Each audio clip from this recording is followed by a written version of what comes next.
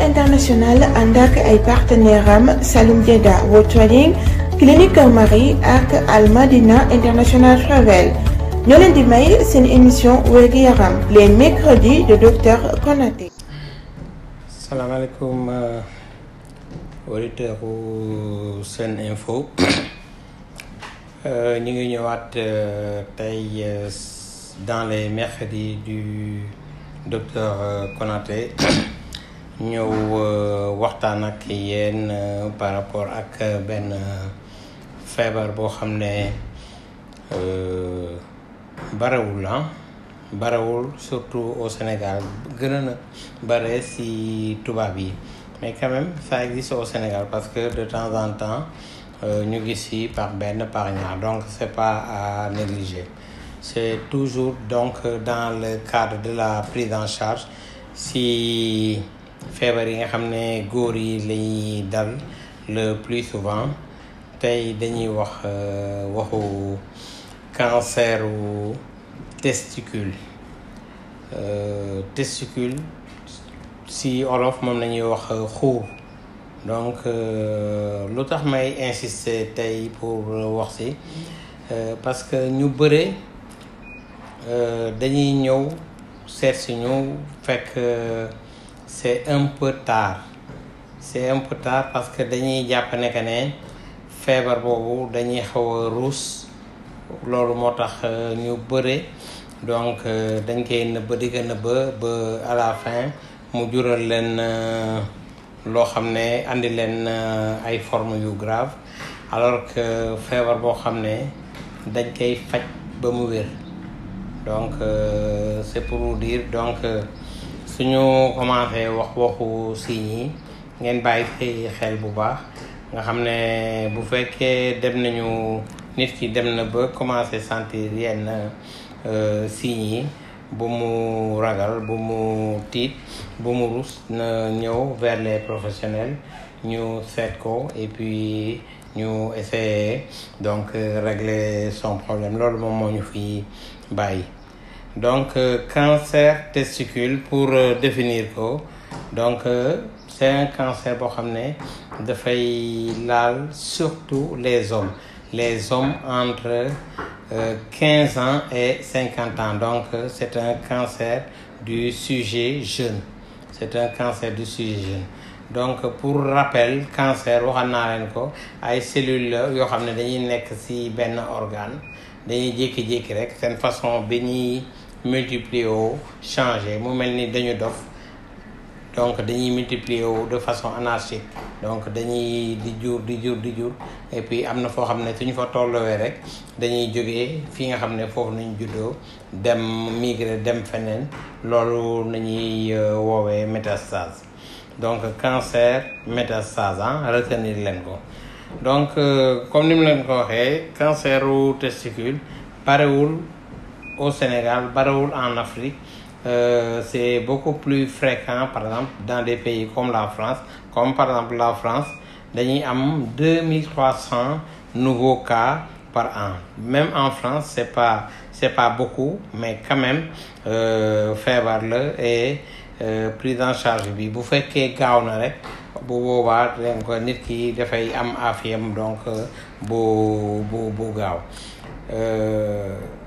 Lan moo koy gën a sabab moom mooy facteur de risque yi si facteur de risque yi mën nañu wax wax naa leen âge bi c'est surtout entre 15 et 45 ans jëm 50 ans. Donc c'est un cancer du sujet jeune. Donc les jeunes bàyyi leen ci xel bu baax soo leen amee loo xam ne li may ñëw wax ni ngeen am loo leen ci sentir bu boobaa daw ci leen ñu seet leen et puis ñu teg leen ci yoon de telle sorte que problème bi ñu régler ko donc le plus rapidement possible. Donc à part âge bi am na benn phénomène benn feebar bu ñuy wax cryptorchidie moom mooy xale yi nga xam ne dañuy juddu seen xuur yi day nekk si biir bi. Donc loolu en général yaay yi ñoom ñoo koy gën a faral di seetlu yaay yi donc les mamans ñu ngi leen di ñaax bu fekkee xale yi soo leen amee ay bébé yu góor de temps en temps de leen palper xuur yi pour xool ndax ñaar yi ñi ngi foofu.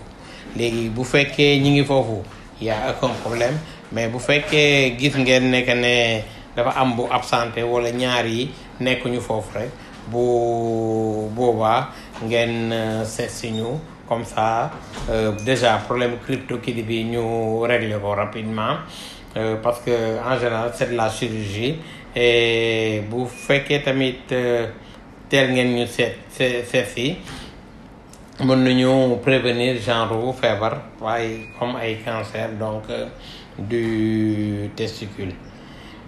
Beneen élément bi beneen facteur de risque bi nga xam ne moom nañuy wax c'est la race. Donc nee naa leen c'est beaucoup plus fréquent donc chez les blancs, chez les caucasiens. Donc ça veut pas dire que dañuy négliger suñu bopp, dañuy naan bon suñun c'est rare donc duñ ko jël en charge. Lu mu rare ça existe. Et tant que ça existe, donc il faut penser à la prise en charge. Donc race bi et enfin les antécédents familiaux. Les antécédents familiaux soo ko déggee mooy c'est-à-dire si côté papa ji am na koo xam ne mus na def benn cancer wala benn cancer carrément du testicule, bu fekkee côté papam wala côté yaayam am na kooku kii, bu fekkee ci benn côté bi la féetee xale bi mun na ko am, mais su féetee donc si ñaari côté yëpp xale bi donc nit ki xale bu góor bi donc day am plus de chance donc pour développer donc maladie bi. Donc facteurs familiaux yi donc am nañu seen importance. Maintenant nit ki lan la war a yëg lan la war a seetlu pour wax ne que ne attention feebar bi mun na nekk feebar bi ñu docteur Konaté waxoon, cancer testicule mooy canceru xuur bi. Am na ay formes yoo xam ne dañuy wax ne que ne c'est asymptomatique, nit ki du sentir dara. Yooyu c'est beaucoup plus difficile parce que découverte bi en général day nekk fortuite. Par exemple ñu demander benn bilan de façon fortuite, bilan stérilité ak yu demee noonu tak on se retrouve devant benn situation boo xam ne mën nañu orienter vers un cancer du testicule. Yooyu c'est beaucoup plus difficile et yu gën a bare ci cas yooyu les gens arrivent trop tard. Nit ki il faut mu am chance dëggantaan yaay pour cas yu mel noonu mu arrivé ko asymptomatique mooy sans signe, ñu découvrir ko te du nekk donc ci benn stade donc de complication. Mais si c'est pas asymptomatique, signes yi suy apparaître en général dañuy am benn gonflement testicule bi, donc xuur bi donc dafay augmenter volume te augmentation bi le plus souvent dafay féete ci benn côté bi. Ñu boole ci mu am ay métit ci xuur bi. Métit bi mun na nekk ay métit yoo xam ne c'est supportable, métit yoo xam ne nit ki mun na ko muñ. Loolu day gën a tax ba nit ki du gaaw a manifesté wu, mais mun na nekk ay métit yoo xam ne métit yu tar. Donc métit bu tar bi moom su yegsee nit ki lu mu mën muñ le plus souvent dafay ñëw. Donc loolu tamit daf ñuy permettre ñu teel découvrir feebar bi et puis ñu teel ko faj. Mun na nekk ay métit yoo xam ne day jàpp biir bi dem su suuf ñuy wax douleur abdominopelvienne. Donc day jàpp biir bi, mun na nekk biir bi carrément et puis muy wàcc su suuf. Mun na nekk ay douleurs yoo xam ne si dos bi lay jàpp, donc nit ki am ay douleurs au niveau du dos et ñu def ce qu'il faut, demander rajo yi ñu war a demander analyse yi ñu war a demander et on se retrouve donc devant un diagnostic de cancer donc testiculaire. Si yenn xale yu góor yi tamit mun nañu jékki-jékki rek baat bi changer wala ñu jékki-jékki mu commencé sax ay yenn sikkim yoo xam ne te sikkim yi mu bañ a nekk de son âge. Donc bu boobaa il faut que nit ñi bàyyi ci xel parce que suñ ko seetee ba seet donc mun nañu am ay surprise. Mun na nekk ay nit ki muy gaaw a sonn ay essoufflement, mun na nekk tamit ay douleur thoracique, nit ki tout le temps dënn bi day metti et puis ñu def le nécessaire ñu def analyse yi def échographie et puis tac le diagnostic donc est posé. Bon, les signes yi nga xam ne ñoom ñoo gën a rare en général ay maux de tête la, ay céphalées et céphalées yooyu on appelle ça des signes neurologiques. Mun na dem ba nit ki am ce qu'on appelle ay confusion, mu commencé nekk xale buy jaawatle wala buy fàtte mu commencé gis ay affaire di leen jaawatle. Bu boobaa bu leen gaawantu dem ci maaman yi ñëw leen seet si ñu et puis bu boobaa prise en charge bi donc faj bi dafay gën a gaaw. Signes yooyu soo leen ko teelul déceler c'est l'apparition donc de métastases. Donc comme ni mu leen ko waxee au début, feebar bi donc day jógee si fi nga xam ne foofu la juddoo donc dem lalu feneen, dem commencer manifester wu feneen. te dans le cadre du cancer testiculaire dafay dem métastase bi, ça se fait au niveau du foie ou bien au niveau des poumons, rarement donc au niveau osseux ou bien au niveau cérébral. Donc essentiellement maintenant suñu gisee que nit ki am na ay signes, il faut ñu confirmer feebar bi. Donc loolu moom mooy diagnostic bi donc premier point bi li nga xam ne moom moo ci gën a am importance moom mooy autopalpation yi. Donc bu fekkee bébé yi la, wax naa suñu seen yaay yi en général nañuy xool ndax ñaari nen yi donc ñu ngi ci biir xuur bi, loolu dina leen dimbali ci bu baax. Bu fekkee dem nga nag ba nekk waxambaane, bu boobaa del seet sa bopp, di palper sa bopp, di xool.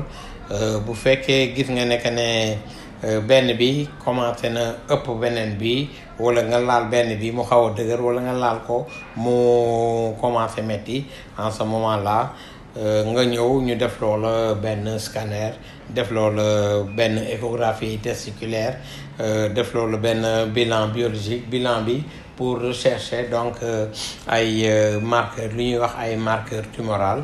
Donc moom moo ñuy orienté pour ñu mun a donc poser diagnostic bi, et suñu poser diagnostic bi donc ñu proposer leen donc traitement bi rapidement. Donc pour traitement bi déjà maa ngi insister encore, wax naa ko au début, lii feebar boo xam ne suñ ko teelee déceler, teel a gis, teel a diagnostiqué, en ce moment là traitement bi dañ koy traité ba mu wér. Cancer testiculaire, donc traitement bi dafay wér peng, nit ki dootu amati benn problème de santé. Mais bu fekkee traitement bi nit ñi teelu ñu ci jóg, en ce moment là c'est trop tard. En ce moment là dañuy mun a sauvegarder dignité personne bi rek, dañuy mun a sauvegarder dignité personne bi, c'est-à-dire defal ko loo xam ne pour du yëg ay métit, defal ko loo xam ne pour mu bañ a déshydrater, defal ko loo xam ne pour mu bañ a xiif, ainsi de suite. Donc toppatoo ko pour fin bi mu bañ a nekk benn fin boo xam ne bu tragique.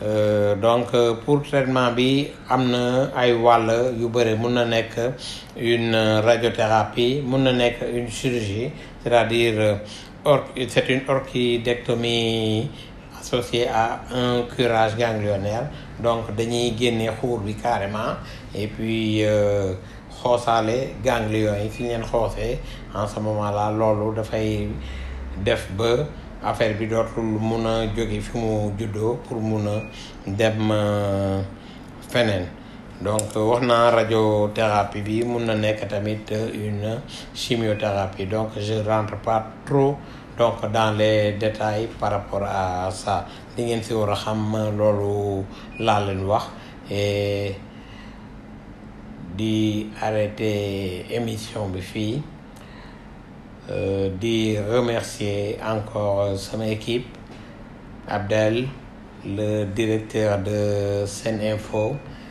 di remercier auditeurs u Sen Info yi vraiment gis nañu ne affaire bi ça vous intéresse et dinañu xool nu ñuy def donc pour gën a ko améliorer di souhaiter suñu mbokk musulman yi une très bonne fête de Tamkharit di leen jox di daje la semaine prochaine merci beaucoup.